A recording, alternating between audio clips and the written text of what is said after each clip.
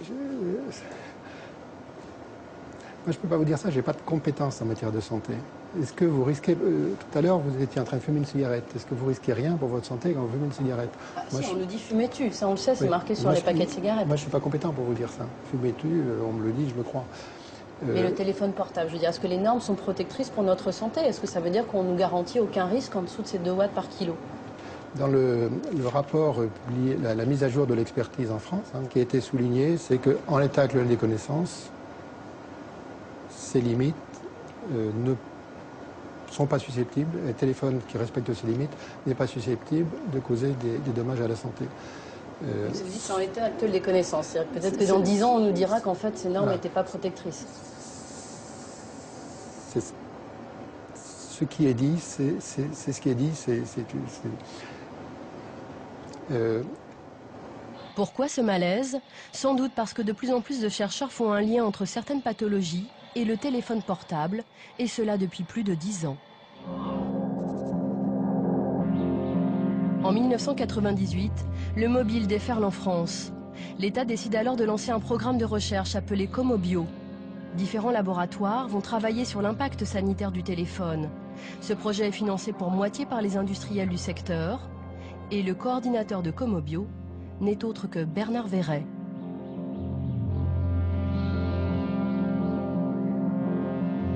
À l'INSERM de Montpellier, Alain Privat faisait partie des équipes de Comobio. Il est l'un des plus grands spécialistes mondiaux du système nerveux central. À l'époque, ce neurologue expose des cerveaux de rats à des ondes 3 fois plus fortes que les normes du téléphone portable. Au bout de 15 minutes, il voit apparaître des lésions. Il poursuit l'expérimentation en baissant l'intensité des ondes. On a appliqué des doses beaucoup plus faibles d'irradiation, proche du téléphone portable, de l'ordre de 1,5 watt, alors que les doses admises pour les téléphones portables sont de 2 watts. Et cette fois avec des doses fractionnées dans le temps pendant plusieurs semaines. Et on a retrouvé exactement les mêmes lésions. Ce qui veut dire qu'il y a des traces au niveau du cerveau d'un rat après exposition aux ondes électromagnétiques. C'est-à-dire, quelle question est posée avec cette étude-là, en fait, par rapport à l'homme et l'utilisation du téléphone portable? Eh bien, ça veut dire que, à terme, si vous voulez, pour les gens qui utilisent beaucoup de téléphones portables, pendant peut-être plusieurs minutes, voire plusieurs heures par jour, il pourrait y avoir des modifications dans leur cerveau qui seraient susceptibles de déclencher des maladies comme des maladies graves, comme peut-être l'épilepsie, ou aussi on a pensé à la maladie de Parkinson. Et donc ça vous a un peu inquiété sur le coup? Sur le coup, ça nous a inquiété parce qu'on sait très bien que les cellules qui sont atteintes, ces cellules qu'on appelle des astrocytes, on découvre de jour en jour qu'elles jouent des rôles de plus en plus importants au niveau du système nerveux central. Donc oui, c'est quelque chose qui nous a inquiétés, certainement. Pierre Robineau, lui aussi faisait partie du programme Comobio. Cet ancien directeur de recherche du CNRS de Bordeaux exposait lui aussi des rats aux ondes d'un téléphone portable.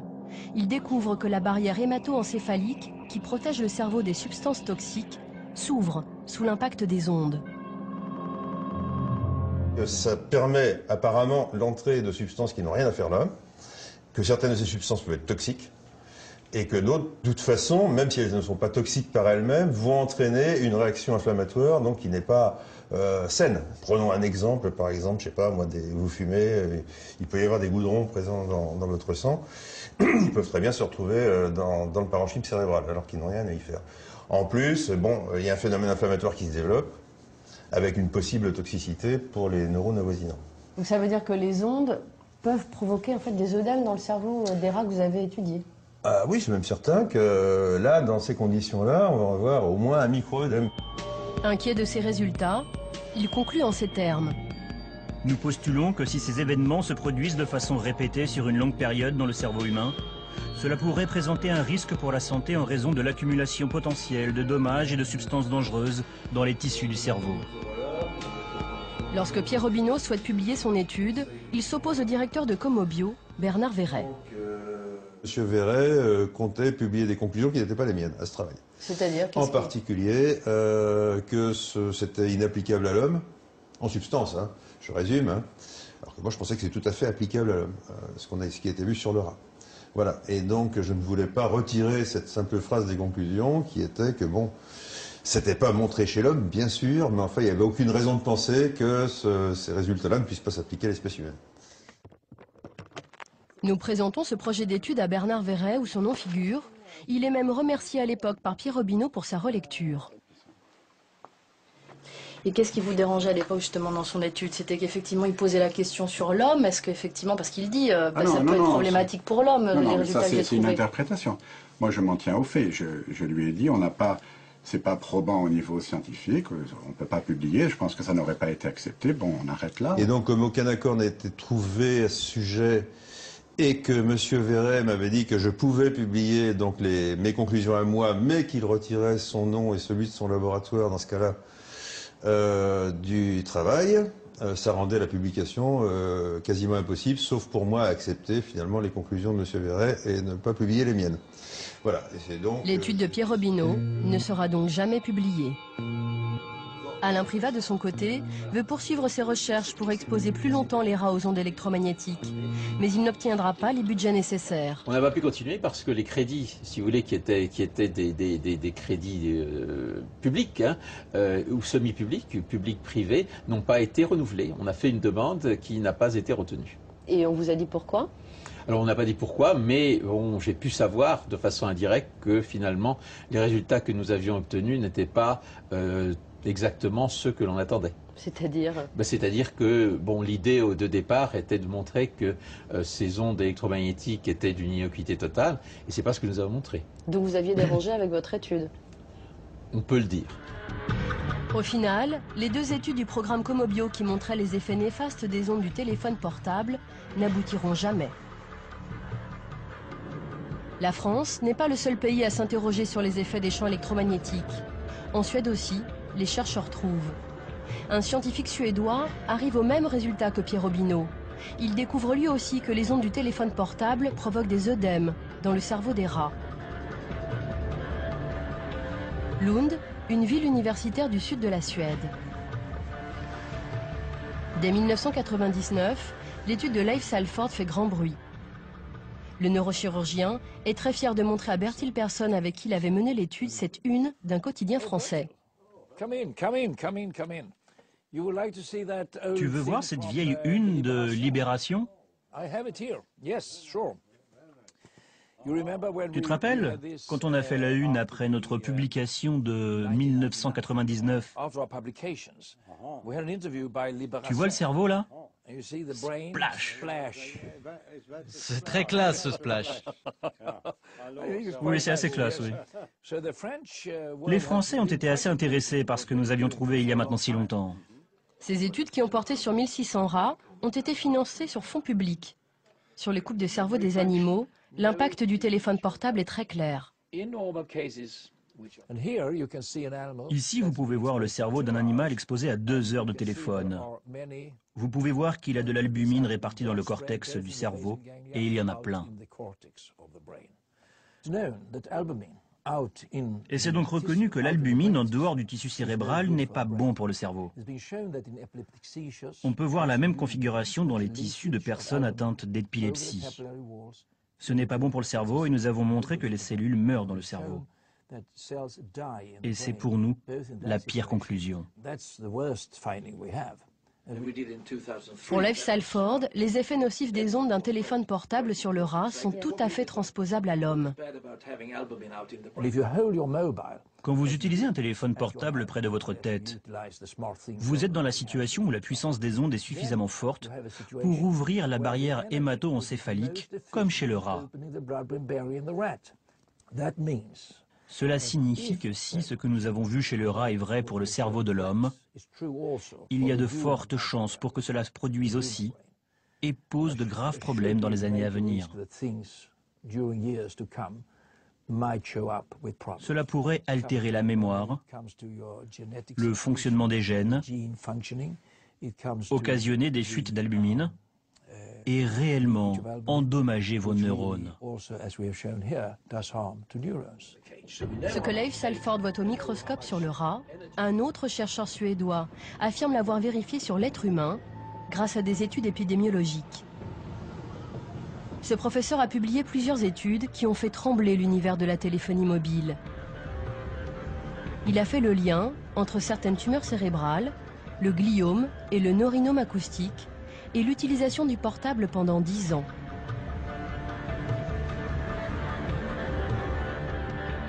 Örebro, à moins de 200 km de Stockholm. À l'hôpital universitaire, l'épidémiologiste travaille depuis la fin des années 90 sur les ondes grâce à des financements publics. Lennart Ardell a étudié un panel de 7000 patients auxquels il pose des questions sur leur habitude d'utilisation du portable. Nous avons des questions sur quel type de kit main libre avez-vous, quelle oreille utilisez-vous, principalement la droite, la gauche ou les deux. Et ces résultats sont édifiants. Dans notre étude, nous avons montré qu'il y a un doublement du risque de tumeur cérébrale du type gliome, qui est ici sur la photo, proche du téléphone portable.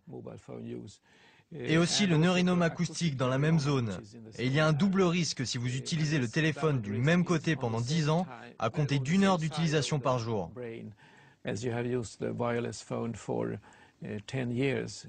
La plupart des tumeurs malignes se développent rapidement. Vous pouvez mourir au bout de quelques mois. D'ailleurs, beaucoup de patients de la première étude sont morts ou sont trop malades pour participer à notre nouvelle étude.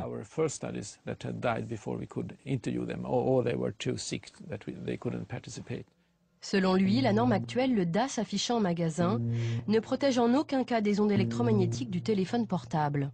Le DAS ne reflète pas la réalité. Il est beaucoup trop haut. Le DAS est fait pour l'industrie, il est fait pour les protéger et non pas pour protéger l'être humain. Mais ce qui le préoccupe le plus, c'est l'exposition des enfants. Voici des simulations numériques de crânes de différentes tailles. À rayonnement égal, les ondes qui pénètrent le cerveau d'adulte sont encore plus présentes dans le cerveau d'un enfant de 10 ans et encore plus dans celui d'un enfant de 5 ans. La période de l'enfance est une période de la vie très vulnérable à différentes expositions, y compris aux ondes. Par ailleurs, les rayonnements pénètrent beaucoup plus dans le cerveau des enfants, car le cerveau est plus petit, le crâne est plus fin. Ça signifie que les ondes peuvent donc pénétrer plus profondément.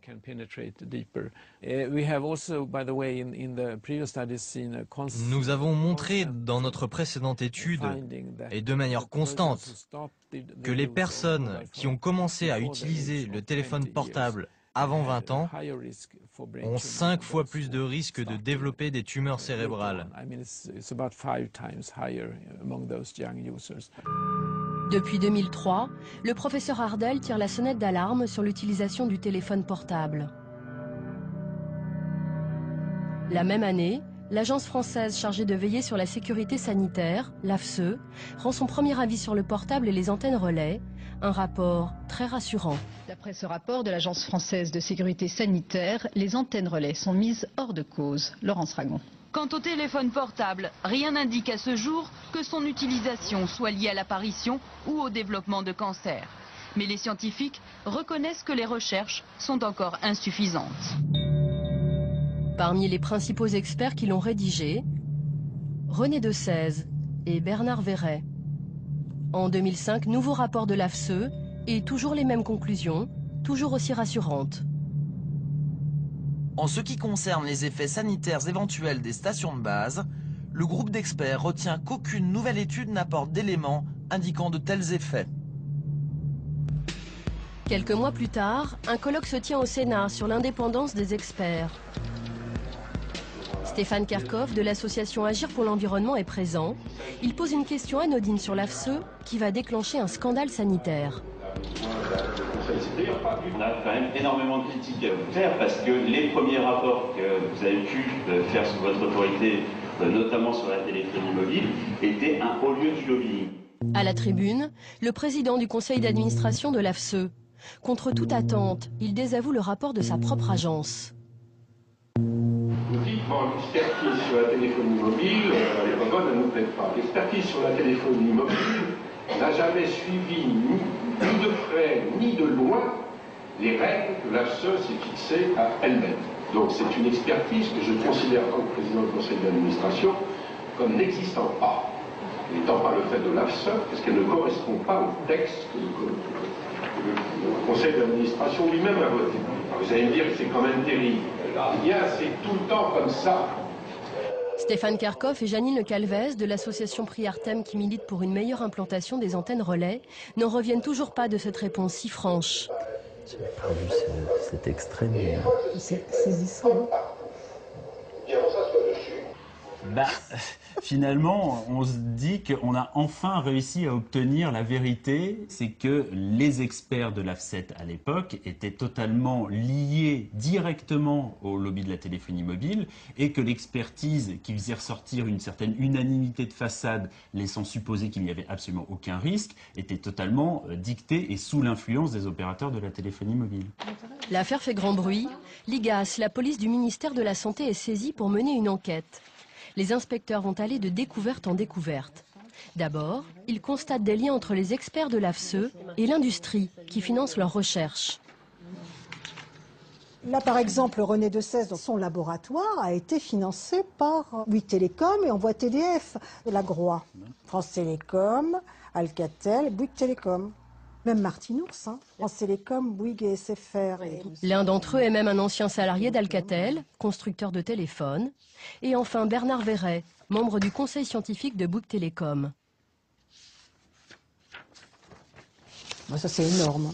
Mais ce qui retient l'attention des enquêteurs de l'IGAS, c'est ce document. Public document. En fait, c'est une publicité financée par Orange. Il faut le voir en petit, en collaboration avec Orange, qui a été diffusée dans le cadre d'une revue Impact Médecine, qui est donc diffusée auprès des médecins. Cette revue à destination des médecins est financée par un opérateur, explique que les antennes relais et le portable ne sont pas un danger pour la santé. Et ce sont les experts de l'AFCE, comme René Dessès ou Bernard Verret, qui s'expriment. Pour les inspecteurs de l'IGAS, leur participation à ce numéro d'Orange jette le trouble sur leur indépendance. Les inspecteurs généraux ont critiqué cette collusion, on dirait, entre l'opérateur Orange et les experts, et le manque, je dirais, d'éthique et de déontologie des experts. Qui se permettent de participer à une revue financée par Orange, participer au conseil scientifique de Bouygues Télécom, pendant qu'ils mènent une expertise, ça montre bien le côté totalement... il y a une impunité totale et vraiment fonctionnement en vase clos.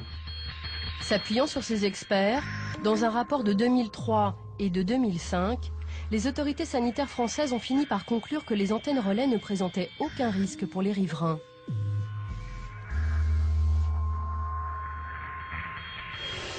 Pourtant, ici à Tassin-la-Demi-Lune dans le Rhône, la justice en a décidé tout autrement. Cet après-midi, des techniciens démantèlent un pylône alors que les antennes relais émettaient parfaitement dans les normes. C'est Florence Lagouge, appareil photo à la main, qui est à l'origine de la plainte. C'est un moment historique, là. Oui, c'est un moment qu'on attendait depuis longtemps. Cette antenne relais Bouygues Télécom disparaît de son paysage après 5 ans de combats acharnés. C'était une étape de notre vie et vraiment on a lutté contre cette antenne. On a eu la chance d'avoir ce qu'on voulait aujourd'hui, qu'elle se démonte. Mais ça n'a pas été gagné d'avance et ça a été un dur combat. Et tous les riverains d'antenne peuvent vous le dire. C'est pas facile et c'est vraiment une violation de sa propriété que d'avoir ça qui s'installe à proximité de chez soi. Ils en sont où là? Ça y est, ils l'ont posé. Ses voisins avaient négocié avec l'opérateur l'installation du pylône dans leur jardin contre rémunération. Selon nos estimations, un emplacement d'antenne relais peut se louer annuellement entre 3 000 et 40 000 euros en fonction de la rareté des sites et de la densité urbaine aux alentours. Il faut savoir quelque chose, c'est qu'on était en très bon terme avec nos voisins. Et ce qu'on a trouvé un petit peu fort, c'est qu'ils ne nous ont absolument pas prévenus. Et c'était quoi l'intérêt pour eux, en fait? Ils avaient signé un bail de 15 ans, donc 15 ans, une grosse somme tous les mois. Bon, bah écoutez, oui, effectivement, on peut comprendre que ça fasse fléchir. Les Lagouges craignent pour leur santé. Ils décident d'attaquer l'opérateur pour tenter d'obtenir le démontage. Voilà le dossier, ou du moins une partie du dossier. Et ces photos, là, c'est quoi? Alors ça, ce sont les photos qu'on a prises à la construction de l'antenne. Et ça ressemble à un sapin? Il a été maquillé en sapin, ce qui fait que j'avoue que c'est beaucoup moins agressif qu'une antenne classique. La famille gagne en première instance, Bouygues Télécom fait appel et les Lagouges gagnent de nouveau en appel. Le tribunal a estimé, s'agissant du risque sanitaire, que exposer son voisin contre son gré à un risque certain et non pas hypothétique comme prétendu en défense constitue un trouble de voisinage dont le caractère anormal tient au fait qu'il porte sur la santé humaine. Écarter le risque dans le cas présent ne peut s'obtenir que par l'enlèvement des installations. Voilà. Donc il nous donnait raison, effectivement. Il pense que, compte tenu des conclusions des scientifiques, on est en droit de se poser la question. Et si on est en droit de se poser la question, on n'a pas le droit de nous l'imposer. Et en quoi ce jugement est si important que ça, en fait? Ce que le gouvernement ne faisait pas, ce qu'une loi ne faisait pas, le juge l'a fait. Le combat de Florence Lagouge, c'est Richard Forget qui l'a remporté. Cet avocat spécialiste des antennes relais est devenu la bête noire de l'industrie de la téléphonie mobile. Il collectionne les plaintes contre tous les opérateurs. Ça, c'est tous les dossiers d'antennes relais qu'on traite au cabinet qui concernent à peu près tous les opérateurs. Vous avez le trio là Le trio complet, tout le monde est là. Vous pouvez nous montrer quelques noms d'opérateurs? Vous avez SFR, Bouygues, Orange, SFR et Orange, Bouygues. Vous avez là, il s'agit des 3 opérateurs aussi. Lorsque les Lagouge gagnent en appel en 2009, Bouygues Télécom ne désarme pas, l'entreprise se pourvoit en cassation.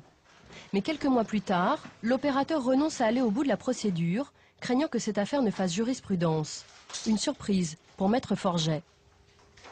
On était assez serein, on espérait d'ailleurs qu'il y ait une décision. Et un an après, Bouygues, sans réellement s'expliquer, va se désister de ce pourvoi. Donc en fait, ils ont préféré perdre sur un dossier avec un démontage d'antenne que prendre le risque qu'il y ait plusieurs démontages d'antennes si par exemple vous gagnez en cassation et que ça faisait jurisprudence. C'était ça leur crainte. Oui, je pense que c'était ça leur crainte. Bon, encore une fois, je n'ai pas pu lire les échanges de mes confrères avec leurs clients, mais je pense que c'est ça qui a dû prévaloir. Il faut savoir qu'installer une antenne, c'est très compliqué. La démonter, ça prend aussi un peu de temps et beaucoup d'argent. Trouver des nouveaux sites, je dirais pas de mission impossible, mais c'est très difficile, surtout depuis l'hyper-médiatisation de ces problèmes liés aux antennes relais au téléphone portable.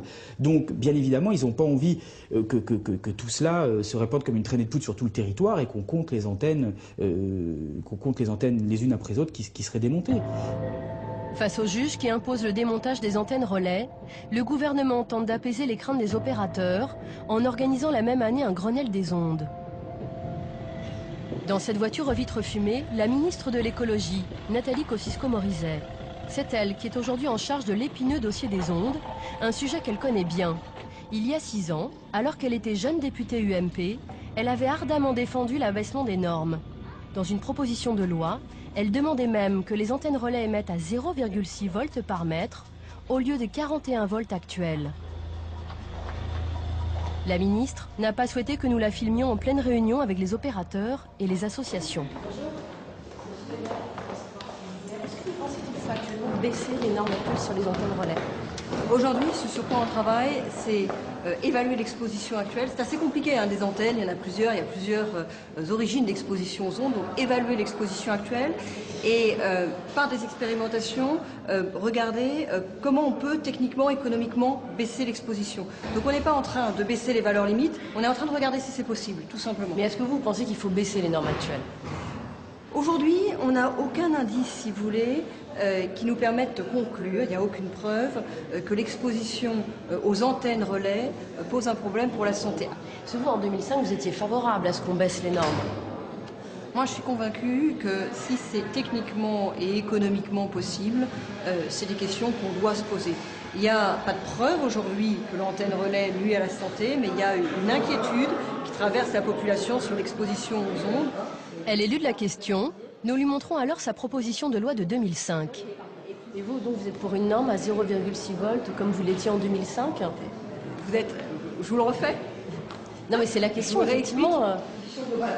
La ministre ne souhaite pas revenir sur cette proposition de loi qu'elle avait portée 6 ans plus tôt.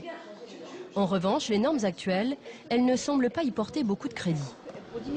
En termes de réglementation, parce que là actuellement les réglementations c'est par exemple 41 volts par mètre, ça fait partie des normes actuelles. Est-ce que vous pensez que ce sont des bonnes normes? Pour moi, le 41 volts par mètre aujourd'hui ne signifie plus grand-chose. Oui, mais c'est pourtant la norme actuelle en France. Oui, mais ça ne signifie plus grand-chose. Quand vous regardez l'exposition ville par ville, en fait on est très loin du 41 volts par mètre. Mais alors pourquoi on garde ces normes? Alors pourquoi on baisse pas les normes? Je ne vous dis pas qu'il faut forcément les garder, mais simplement il faut aller au bout du processus d'expérimentation qui est en cours. Aujourd'hui, 41 volts par mètre signifie plus rien, en fait. Ça veut dire qu'en tant que ministre de l'écologie, vous allez essayer de faire évoluer les normes? Ça va faire partie de vos engagements? Vous êtes complètement obsédé sur ce sujet. Non, mais c'est une question importante. La norme de 41 volts par mètre, aujourd'hui, elle ne correspond plus à rien. Selon la ministre de l'écologie, cette norme ne correspond donc plus à rien. Bien sûr. Au revoir. Mais pourtant, il n'est pas question de la changer. La ministre partie, nous espérons enfin rencontrer les opérateurs présents à la réunion. Au fond de la salle, ils sont tous là. Orange, SFR, Bouygues Télécom. Tout au long de notre enquête sur les ondes, nous avions sollicité les services de presse de chacun de ces opérateurs, sans aucun succès. Bonjour, SFR. Je vous rappelle pour vous dire que nous ne souhaitons pas répondre à vos questions dans le cadre de votre documentaire. Oui, bonjour Guy, chez Bouygues Télécom. Bon, j'ai fait un point chez moi sur l'histoire qui vous intéressait. Voilà, je suis bien embêté parce que j'ai absolument aucun porte-parole qui pourrait témoigner là-dessus, vous raconter ce qui s'est passé, pourquoi, quand, etc. etc. J'en suis absolument désolé. Pouvoir faire des images avec Orange, ça c'est pas possible en fait? Non, pas particulièrement, non, c'est pas un sujet sur lequel on tient, enfin non. Nous ne donnons pas suite aux demandes d'interview. D'accord, mais pour quelle raison en fait? C'est très étrange. Ben non, parce que c'est pas très étrange. C'est un sujet qui est hautement polémique. Nous tentons une dernière fois d'interviewer les opérateurs. Messieurs, est-ce qu'on peut vous poser quelques questions? Jean-Marie. Ah, c'est vous qui êtes désigné, les autres ne veulent pas parler? Comment? Impossible décidément d'approcher les leaders de la téléphonie mobile. Ils refusent toute interview. Ils ont un représentant commun à tous les opérateurs, chargé de communiquer à leur place. Il s'appelle Jean-Marie d'Anjou et il semble très satisfait de la nouvelle position de la ministre de l'écologie. Est-ce qu'on peut baisser les normes? Parce que finalement, on voit les Il n'y a pas lieu de baisser la norme, la ministre l'a dit d'entrée de jeu, parce que ces normes sont des normes fixées au niveau international par l'Organisation mondiale de la santé. Elles assurent la sécurité sanitaire des riverains. On est dans une question d'acceptabilité sociale. Non, mais vous, en tant que représentant des opérateurs. Cette position-là, effectivement, la norme, qui est une norme OMS, n'a pas lieu d'être modifiée. Pour Étienne Sandrier de l'association Robin des Toits, le revirement de la ministre est une grosse déception. On est loin du compte et je sais pas, il semble qu'elle ait une petite amnésie quand même sur sa proposition de loi, hein, parce que là il y a des gens qui disent le 06 c'est pas fondé, c'était quand même la position de la ministre, hein, le 06. Hein. Elle a sorti une proposition de loi sur ce fameux 06. Mais aujourd'hui la ministre de l'écologie, elle dit plus forcément ça en fait. La ministre de l'écologie, on peut dire que pour le moment sa position elle est mobile. Elle n'est pas vraiment dans la santé publique. Là. Les normes évolueront-elles un jour? Connaîtra-t-on l'impact réel du Wi-Fi, du micro-ondes, du téléphone portable et des antennes relais sur la santé des hommes, dans ce monde de plus en plus chargé d'ondes?